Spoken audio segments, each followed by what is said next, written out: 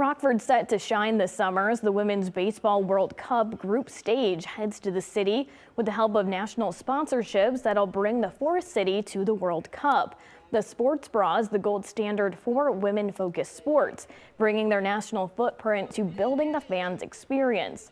International Women's Baseball Center is also excited to appoint as lead MC Silas as ESPN radio host, who's a proud announcer for women's professional sports.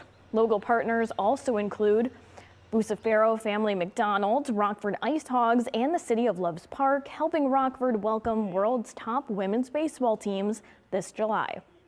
It's important for us when we can to announce and celebrate those sponsors, because without that kind of support, we're not bringing the World Cup to Rockford. And so the commitment that those folks have shown to the IWBC and to the World Cup is really tremendous.